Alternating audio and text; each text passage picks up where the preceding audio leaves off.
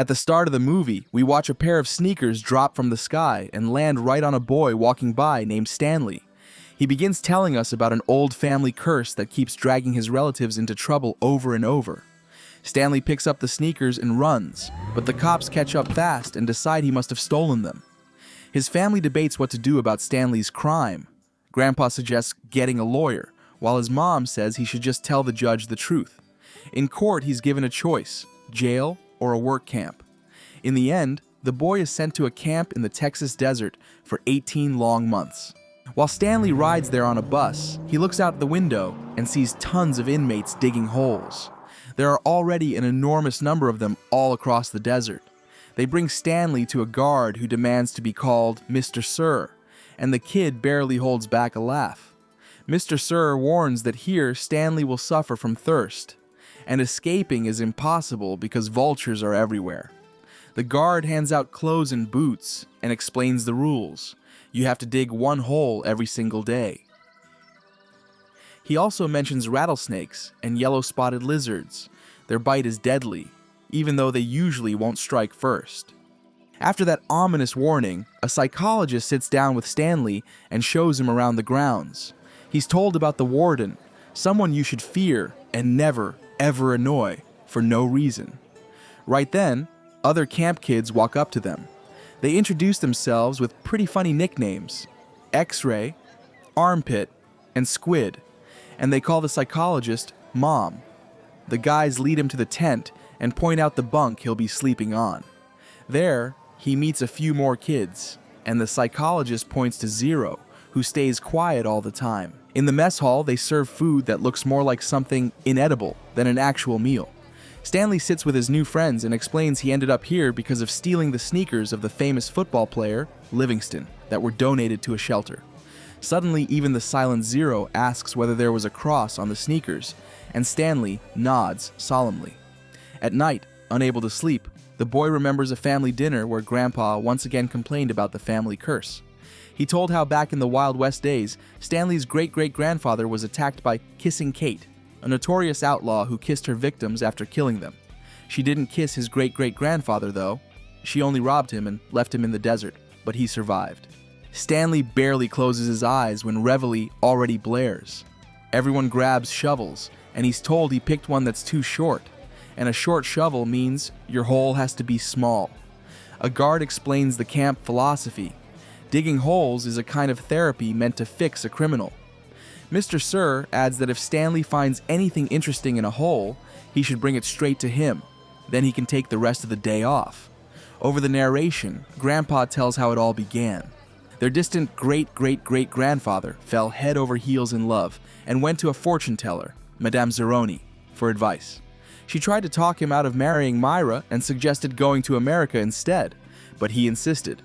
Then the fortune teller ordered him to carry a pig up a mountain pass every day, give it water, and sing a song to it, and when the pig fattened up, he could propose. But after that, he was obligated to carry Madame Zeroni up that same pass, or a curse would fall on him and his family. In the end, he backed out of the marriage anyway, left the pig with Myra, and took off, forgetting about the fortune teller completely. Zero is the first to finish digging and heads back to camp while the others gossip about him, calling him a mole.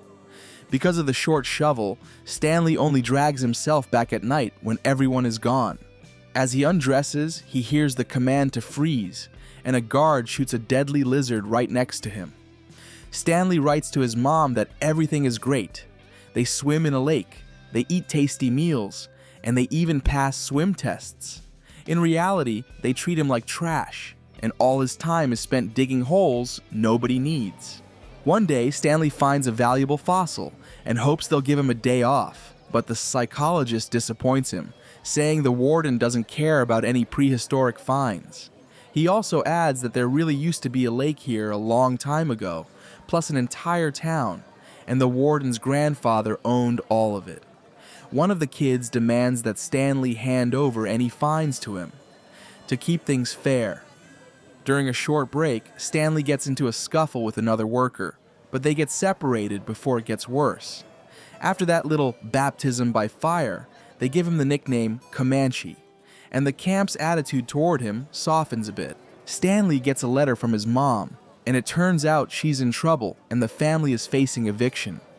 While he's reading the letter, Zero catches him and admits he can't read, asking Stanley to teach him.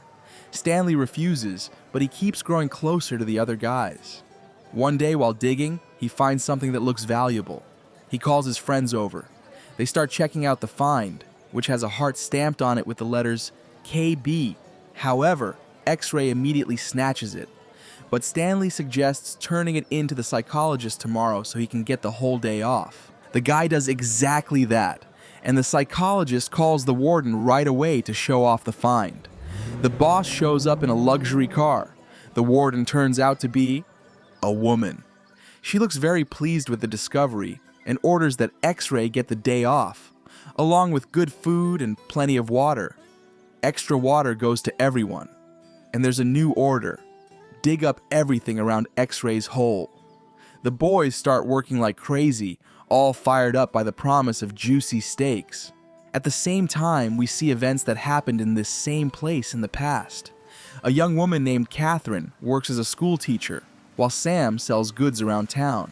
The school's roof breaks that day, and Sam offers to help. He fixes it fast and helps her with other problems too. One evening, when Catherine is dismissing the last of her students, one of the locals asks her out, but she turns him down. Meanwhile, a slow, real connection grows between Sam and Catherine, and it ends in tragedy. The man she refused sets the town on fire. Catherine runs to the sheriff for help, but he demands a kiss from her, and in the meantime, Sam is murdered. After this, Catherine visits the sheriff again sometime later, shoots him, and gifts him the kiss he wanted so badly. That is how she becomes the legendary Kissing Kate. In the present, the inmates have been digging for the 4th straight day, but they don't find anything else, which makes the warden furious, and she forces them to work even harder. One day, a guard forgets a bag of sunflower seeds, which Stanley accidentally spills. He is taken to the warden, where the boy sees lots of newspaper clippings about Kate Barlow. Suddenly, this strange woman slaps the guard, scraping him with her nails coated in a snake venom polish. He starts convulsing. Stanley comes back and realizes Zero has been digging his hole for him. To pay him back, Stanley finally agrees to teach him how to read and write. Mr. Sir shows up to the mess hall with his face all shredded, courtesy of the warden's nasty claws. The guard is so mad at Stanley that he refuses to give him water out at the dig site. But the boy is worried about something else entirely. He remembers the earlier find and suddenly realizes it's the cap from a lipstick. And KB means Kate Barlow. The very same Kissing Kate. Shots from the past flash by again. The elusive Kate robs towns and leaves bodies behind with a kiss on their cheeks. Stanley starts teaching Zero, whose real name is Hector Zeroni, how to read. In return, Zero helps the boy dig his holes. The others don't like this friendship at all, and Stanley's relationship with them goes downhill again. Zero tells his new friend about his tragic life. His mother abandoned him, and he ended up an orphan. And right now, he would give all the money in the world just to find her. One day, a fight breaks out between the boys at the dig site. The warden comes out to investigate, and the truth spills out. Zero has been digging part of Stanley's holes. In the end, Zero is forbidden to do that anymore, and Stanley is forbidden to teach him literacy. This makes Zero so angry that he smacks the psychologist with a shovel for mocking him and runs away. A chase starts, but the warden shuts it down quickly because the boy won't get far anyway. So the administration orders that all records of him being there be erased, so child services won't start asking questions. The boys already consider Zero basically half dead, but not Stanley. A new kid shows up to take Zero's place. During the next round of digging, while a guard hands out water, Stanley climbs into his truck and floors it, but luck turns on him. The vehicle drops right into one of the holes. Still, the boy doesn't give up and bolts on foot. No one rushes to search for him, and the staff decide to report the escape later, after the runaway teen becomes food for the vultures. Stanley quickly finds Zero hiding from the sun under a wooden structure. His friend tries to convince him to go back to camp, but it doesn't work. Then Stanley notices a rock formation in the distance that looks like a giant thumb, the same kind his great-great-grandfather once climbed to save his life. With great effort, they start up that mountain, getting cuts and scrapes along the way. They are almost to the top when Zero gets really sick. Stanley picks him up, and they still make it to the summit, where they find a source of water and some edible plants. This is the very same spring his great-great-grandfather used to visit. Stanley absent-mindedly hums the same song his ancestor sang. In the morning, Zero confesses that he's the one who stole those sneakers that got Stanley sent to camp, and then he tossed them off a bridge trying to dodge trouble. But Stanley doesn't get angry and just jokes that maybe this was fate. Meanwhile, Stanley's lawyer shows up at the camp and threatens the administration with a lawsuit. The story jumps back again to the past, where Catherine is sitting by that same wooden structure where Zero once hid. She's threatened with death if she doesn't say where the loot is hidden, but she answers that now many generations of their descendants will dig up this desert and still find nothing. She grabs a lizard and it bites her. That's how Kissing Kate meets her end.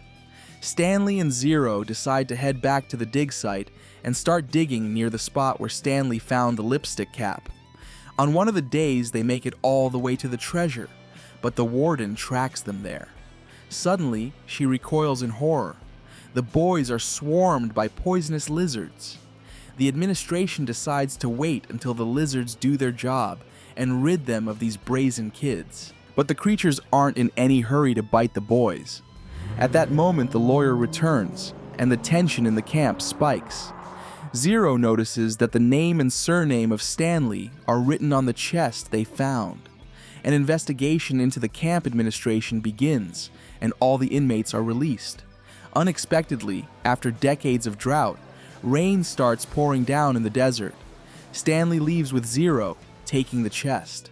Together with his family, he opens it and finds piles of valuables plus documents that are now worth a fortune. They give one of them to Hector. He soon finds his mom and ends up becoming Stanley's neighbor. This is the end of the film. Thank you all for watching this video to the end. Give this video a like. Write in the comments what you think about this film, and see you in new videos.